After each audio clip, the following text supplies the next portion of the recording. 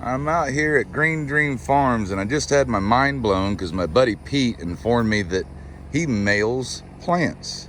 You know, and I'm like, what do you mean? And he says people buy them on the line, and he mails them. And I just got to see indoors how this is even done. But Pete, I think this is incredible, and I want to know what some of the plants I have available to me to be able to buy here. Yeah, so we have mostly edibles, medicinals, perennials, and natives. That's because a lot of people watch our videos, see the different things we grow, and we have such a diverse variety. I'm not within driving distance for the average person. So, today is shipping day. We're packed everything up. Had 35 orders go out today, about 200 different plants. We ship Monday, Tuesdays, and Wednesdays. And if it leaves on a Monday, so all of our West Coast orders leave today, they're there by Friday. But, we have multiple different varieties of elderberry. Everybody knows elderberries, and we have special ones like the world's best. That's an elderberry? I'm sorry, mulberry. Oh, because I was gonna say, like, man, this is a cool one. I've seen elderberries in there. Mulberry, Pete, is probably one of my favorite berries. So there's the elderberry. Yeah, so elderberry. Awesome. We actually have a special variety. We call this like a Sandhill Select. I got it from around the corner. And if you noticed how big my elderberries are. Yes, they're giants. And how well they do in shade. Yes. I don't know if there's much of a difference, but it's just more of a natural selection in our local area. So we grow this for not only making an elderberry syrup, but as being a native, but we really like it as a catch crop. So when our mulberries are coming in, the berries off of the elderberries come in at the same time, and the birds will eat this before they go to that. Even though I plant enough, mulberries to feed the birds also. Just like I talked about with the chaya yesterday, that's a really popular plant that we ship. I forgot to mention, that plant has multifunction. So not only is it 4 times more nutritious than spinach, if you turn around and look right here, there's butterflies dancing on top of that thing. Oh, there's butterflies dancing behind you in the whole video. It's so cool. These are the type of plants that we focus on and grow and plant. And I just did a TikTok a few weeks ago, and I talked about how tough this plant is. And these are the types of things we want to grow in Florida because we get extreme hot, extreme humidity, and then we get rain. I chopped this back a month ago now. It's flowering. It's still alive, and look how old it is. Look how old that chop was, guys. And look how alive it is here in the center. What? I could still stick this in the ground and grow it. Like literally, y'all want to plant a chaya tree, you go like this. That is so cool. It'll become one of those, so tree wow. spinach. These are trees that thrive on neglect, that are super tough, perennial. And by perennial, I mean plant it and forget it. It's not an annual that we need to replant every year. Lots of pigeon pea. That's a nitrogen fixer. We have it for the beans or the flowers. Lots of the sweet almond that you smelled yesterday. Yes, that is beautiful. I have a dwarf variety that we selected. I might have to buy one of those from you when I go home. We definitely got you on that one, Captain. Don't worry. Oh, man. This is a really special variety of mulberry that was selected. This is called World's Best. Ooh. I probably have 10 different varieties of mulberry. Oh, everything from a big Pakistani all the way down to a small everbearing. Mulberries are to me like a raspberry and a blueberry made love. I know, they're my favorite. Phenomenal. Yeah, they're my favorite. Little pro tip, the everbearing variety can fruit a couple times a year, and these giants and these Pakistanis can also fruit a second or third time with just good coppicing and pruning. Mulberries can become a 50-foot tree. Like this little tree will fruit in 6 months if you give it the right environment, the right soil, the right water. They grow really, really fast with a little bit of tipping and pruning. They come on quick, but with that second pruning, we get them to fruit a second time.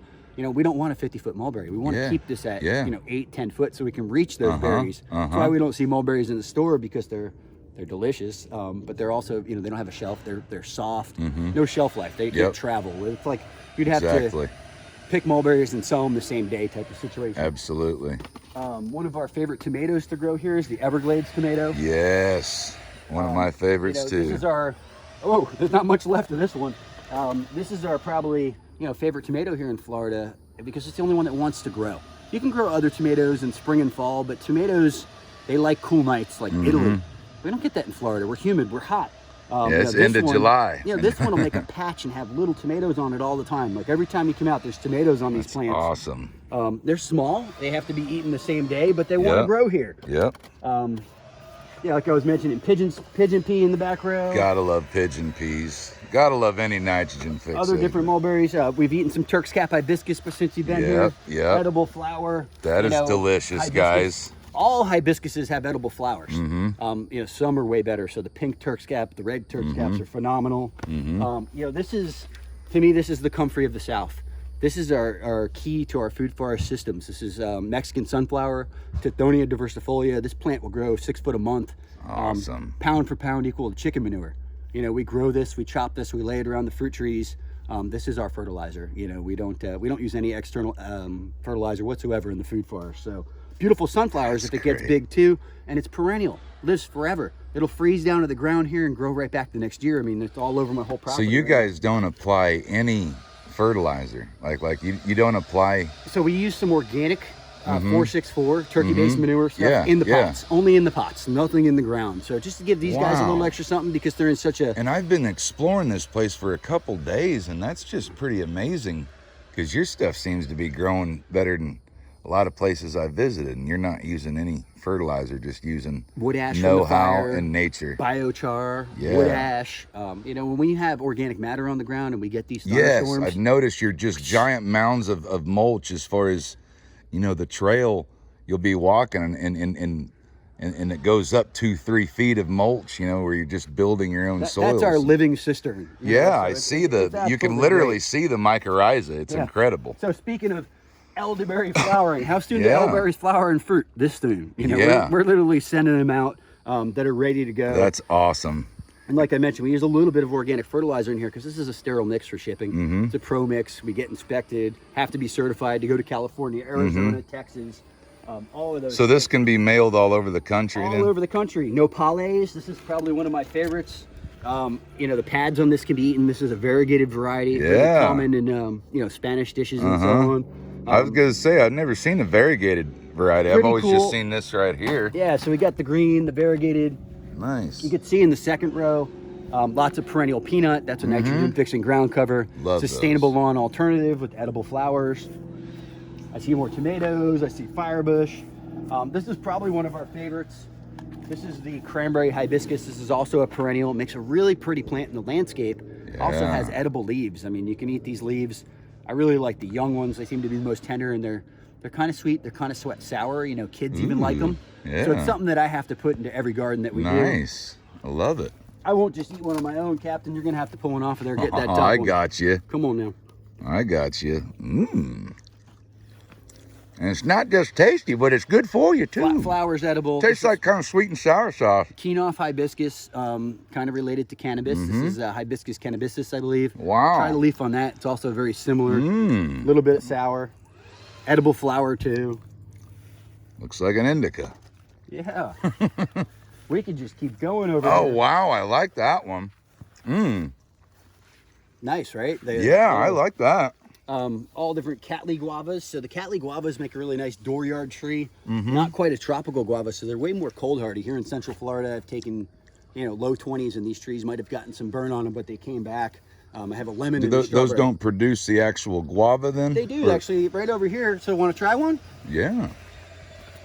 So here's the strawberry guava. Oh wow, they're little cute small ones. Oh yeah. So Look at that. Oh, neat.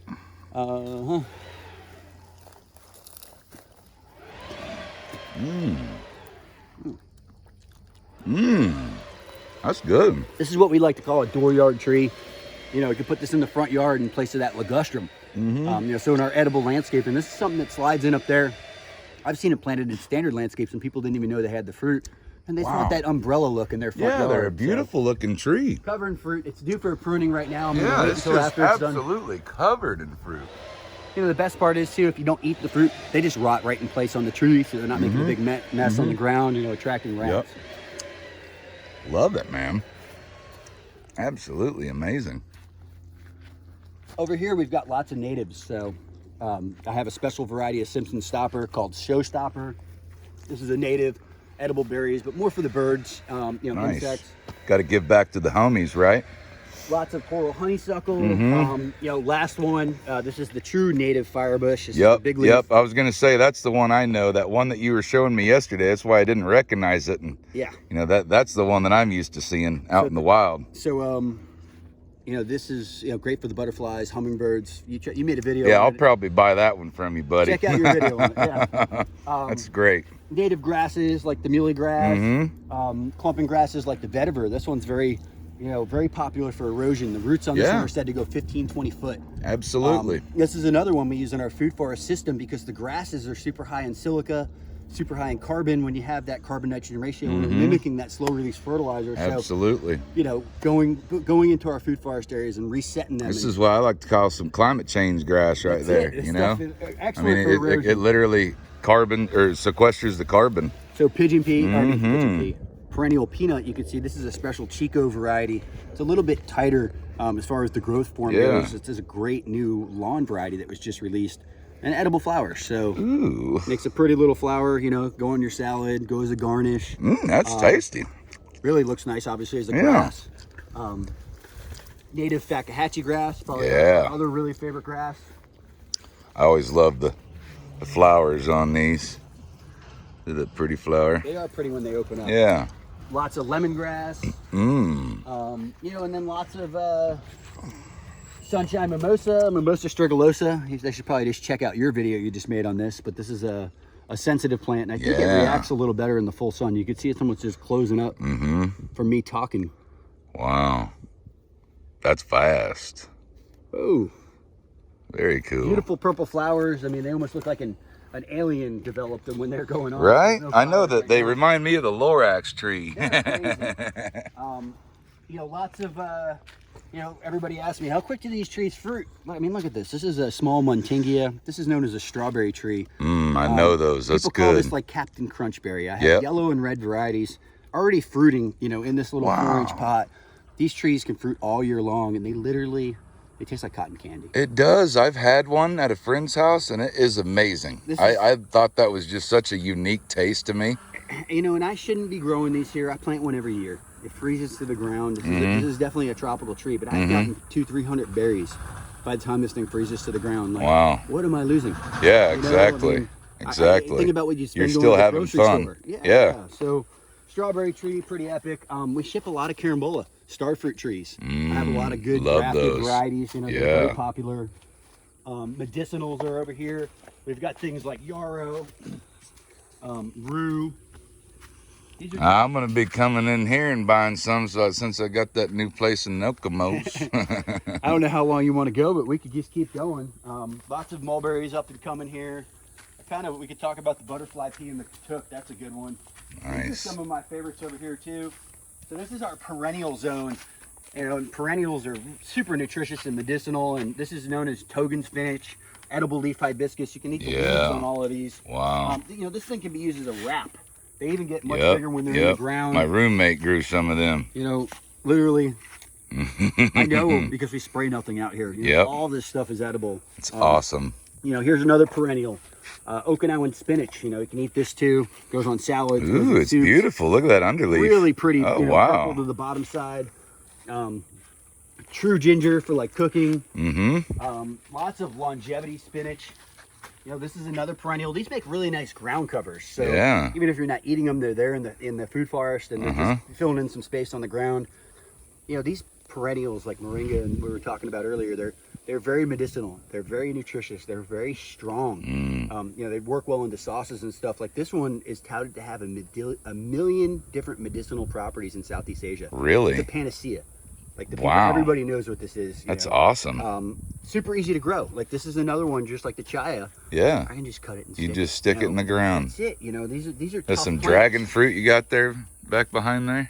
Yeah, a small dragon. Oh, that one's cool. probably a special variety and not for sale. Yeah. Lots of different Japotacabas. You were in the Japotacaba house yesterday. Oh man, that's the tree grape. That's well, probably delicious. the main tree we ship because they're so rare and unique and popular. We have pretty good selection of them. Yeah. I got a lot of pineapples over here. Kind of have a shade zone for shipping, and we ship lots of like for Thai cooking. Galangal is very popular. Lesser galangal is very popular. Obviously, the lemongrass is very popular. That's awesome. So here's the galangal. I have lots of different turmeric. Green varieties and blue varieties and orange varieties and white varieties. So, the sky's the limit. We have special varieties of pineapples. Wow. So this is a Florida special. This is an heirloom variety here in Florida. I even have thornless varieties. I have a white variety that's called white jade where the core is edible. Really? It's really good. There's like no acidity. If you've ever had a You know, it's like any of this stuff. A homegrown pineapple, it's very hard. Like we had those bananas yesterday. I don't even enjoy a store-bought banana anymore. Yeah. It's kind of tough because you get ruined. You know, it's Get spoiled by your own know-how. no comparison. This is, I believe, Ethiopian cardamom, and just lots of different varieties of the pineapples.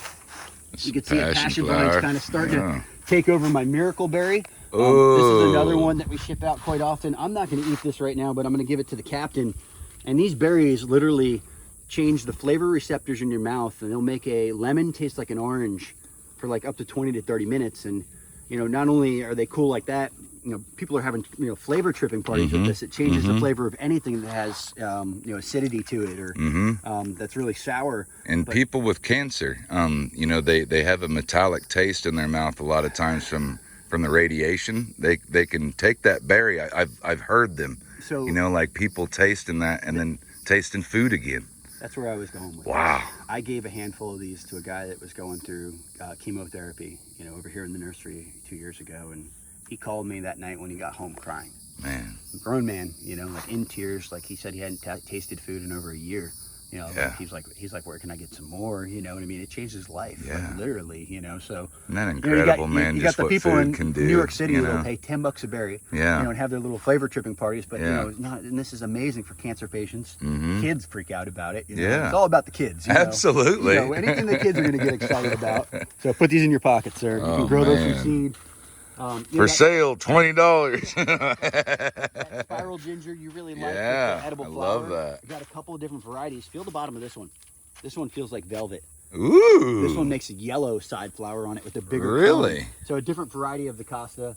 And it looks like it's spiraling. Look. Oh, it really is, yeah. So these are the baby miracle fruits that we ship out. You know, and I have 4 inches that we sell and 1 gallons. And I've seen these fruiting at a 1 gallon size too. So at a very young age, these guys will start putting off some fruit. Wow, and he's talking about these bad boys. That's called low lot or Thai pepper leaf. And we grow that one in the shade. It is an edible ground cover. It has to be cooked. Probably not one of my favorite perennials or greens, but if you're looking for something, you know, to fill a void in the shade, Yeah. I personally think there's almost nothing better. Lots of rare grafted Japoticabas here. These are not for sale. Kind of a my zone. We'll move on. It's sick. Thanks for taking the time.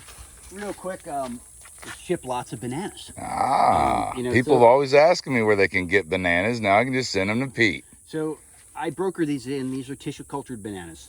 I look at this as a seed. This banana could even die. When a banana fruits, it dies. There's always a baby or an eho coming up and taking its place. You know, we want to manage our bananas. As soon as it fruits, chop that one up and feed it right back to the banana. You know, if you have bananas and they're not fruiting, you're just not feeding them enough. A lot of these varieties you can get fruit in 9 months to a year, with just the proper love. Yep. But these tissue cultures I find aren't very strong. It's the one that comes up after it. You know, this is, like I said, a seed to get that mother plant, to get that banana clump growing. Probably have a couple of different varieties in stock, always at all times. That's awesome. You know, the chai I talked about, we have some different cool select varieties. Jewels of Opar are really nice. Oh, those are pretty. Perennial that you can eat the leaves on. Super Yeah. high in omegas. This one I like because it's nice and crunchy. It has a really nice kind of texture to the I leaf. want to try some. Tastes pretty decent too. Has a little bit of that mucinologist to it, which is yeah. obviously really good for us. Lots of bacopa. I don't know if you know about bacopa. It's a water plant, very, very medicinal. I think it's most commonly, you know, known for its brain function. It's a very popular herb and supplement. Really? And from where? Huh? Where's Water it from? areas. It's not probably like. I've never heard of it. Lions. Okay. Yeah. Okay. So strawberry trees like mother plants. I guess we could cruise down this one real quick, man, and we'll wrap this thing up. I know Yeah. it's long. Man, look at all the butterflies that's just been dancing around this whole time. This guy doesn't spray, you know, none of that. No chemicals. So Sisu spinach, I have a couple different varieties, or Miami spinach, another ground cover, perennial ground cover, edible green, can be eaten raw. I have a long leaf variety and a wide leaf variety. Awesome. I remember that piece you tried by my house yesterday? Yeah. That was this patch. That was the big leaf, you know. Even Okay. grows well in the shade. Makes a really nice patch. Like I said, can eat it raw. Goes nice into like a Florida salad mix. Yeah. A random pigeon pea. This is nice, Different man. varieties of bananas, Sisu spinach, some native chickseed. This is a Rosa Sharon. It's just a good flavored hibiscus, not native. This is a really cool one. everybody's freaking out about this because this can literally make like nature's Kool-Aid. This is that Really? the butterfly pea. Yeah. Super Okay, I've popular. heard of Videos going this. viral with it right Okay. now. We plant it in landscapes a lot on a trellis or Neat. something. It's a beautiful little flower. Yeah, I have a video on how to actually make this into the Kool-Aid. Oh, I'll have to check that We're out. not going to quite go all the way down that rabbit hole, but lots of different mints. One of my favorites. This is the Katuk. This is what we tried yesterday. Grows really good in the shade, really good in full sun. 22% protein by weight. Can eat the leaves raw. And just a cool plant in the landscape. So it has a nice, texture, kind of look to it. I have a variegated variety and a regular variety. And plus, I mean, it sounds cool. It's Sounds cool. Katuk. Tastes cool. Has to me, it has. I feel like a cool caveman when I say it. You see the bees here? Yeah, The butterflies? it's I mean, insane. amazing.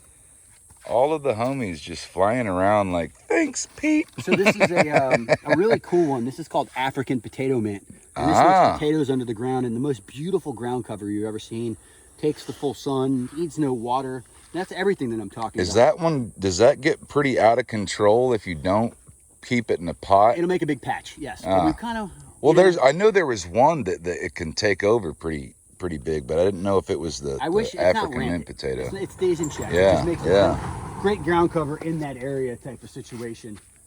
Because it looks different than the one my buddy had planted for a ground cover. These grafted star fruits, like this Shriekum berry, this is the variety you tried yesterday. Yeah. I grow 10 varieties of grafted star fruit. A tree like this, planted in the right location, which for star fruit is deep shade, wind protected. They're almost wind intolerant. Can fruit in 6 months. These are typically fruiting in the pot. So for a grafted tree to be able to hold fruit that quick, it's definitely kind of cool. A little bit on the rare That's side. awesome. I've been munching on some of them ever since I got here. It's Different tasty. varieties of peppers and amaranth that we ship. We can barely. What you got right here? Those are persimmons, so we're not really shipping those because they're so big. The Well, shipping yeah, costs yeah. almost cost more than the tree. Right. Moringa, I can barely keep these in stock. This is the tree of life. I mean, this is like if you have this, you have a health food store in your backyard. Yep, it's a And poverty anybody tree. can grow this. This can be grown as an annual or a perennial. Even here at my place, it freezes down towards the ground and comes back. Lots of papayas. I think that anybody can grow papayas too, especially getting them in early spring, feed them heavy. I personally prefer green papaya, like a Thai style, like a papaya salad. Papaya can be musky. It is definitely better chilled and with a little bit of lemon The on it. leaves are good for a stomach cancer, I've read. Lots of Vitex or the chash tree. This isn't native. This is a really great one for beneficials and attracting pollinators.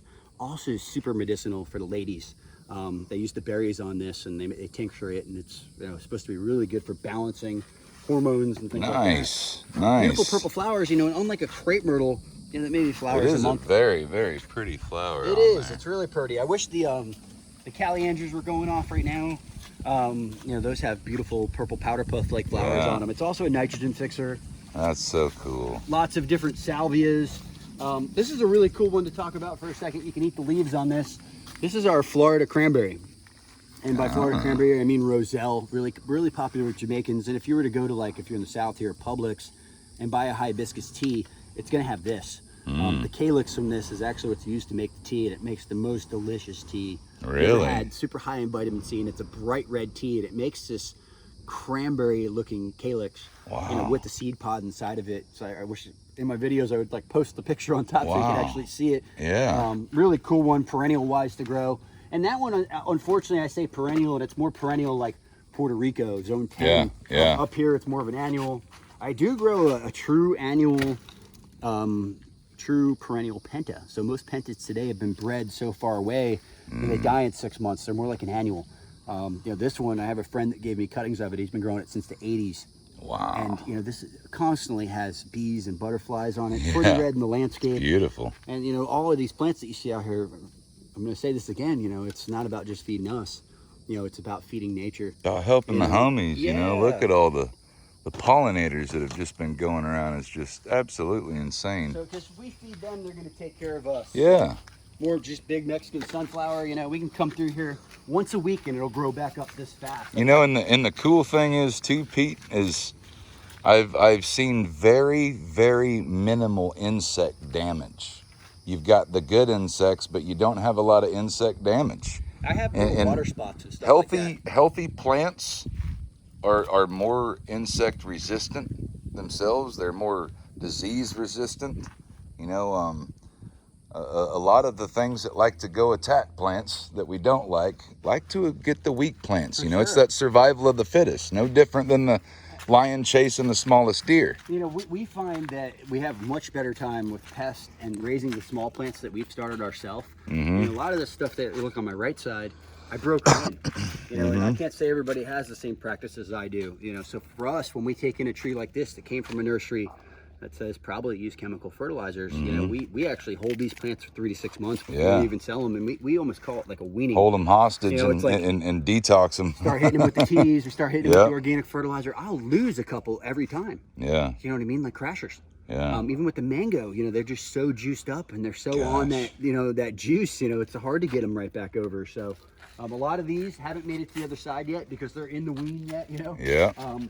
Probably the last one, or we could talk about one more after this, but this is a really cool one. It hates overhead water. So anything you're seeing spots on are typically natives. You know, they want that water in the root zone. You know, yes, we can, you know, take the overhead water from the rain, but when we start getting a lot of overhead water here from the nursery, you know, it gets spots. But these have edible flowers.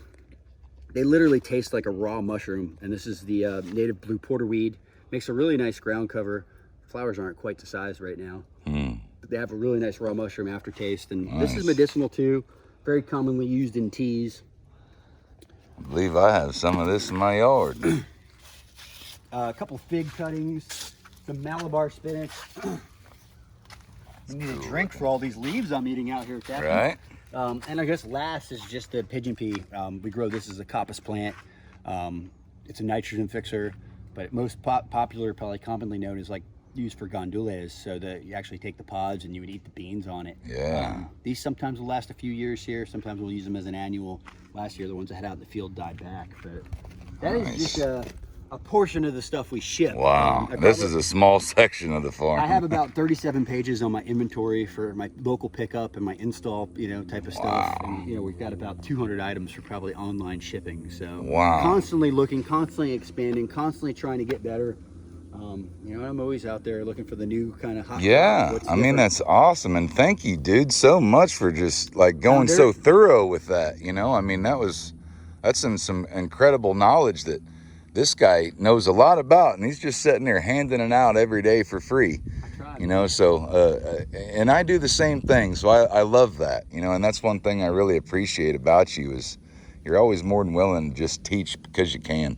Got a gift to get, brother. Absolutely, you know? absolutely. It's the law of echoes. And I could care less if anybody buys anything from me. I just want you to get excited about plants. Yeah, and, you know, that's what it's all about. And, you know, I do consultation, a lot of consultation work, and you know, I get to these people's houses and they've read more books than I've read. And they're scared to fail. You know, they're scared to put that first plant in the ground, and you know, I think trial is your best way of learning, you know. Absolutely. Fail better, you know. I've learned more in life from my failures than I have from my accomplishments. That's it. You know, I got a brown thumb. I can't grow. It's not that. You're growing the wrong crap. Yeah. Like, check out my videos. Like, this is the stuff that wants to grow here. You plant it once, you forget it. Like, turn around, show them what's behind you. This is a thriving food forest. It is. No attention, you know. I mean, it looks like I'm in Mayaca State Park or something, but at the same time, down below under the canopy is all this food. You eat a star fruit? I mean, just walk 15 feet this way, you know? So chaya, Suriname cherry, banana, Mexican sunflower, turmeric and canna lilies, you know? And then just going right here, you know, God, look at all these. Touching the whole trees. Yeah, they're everywhere. Man. I should probably get the ladder. There's a couple of ripe ones up there in that zone. Ooh. And this tree's almost fruiting all year long. You know, and I learned the hard way with this. When I talked about this earlier, being wind intolerant, you know, I originally planted this tree out in the open field, and it did nothing for a year. I want a bite of this one. Found a ripe one? Yeah. Rounder?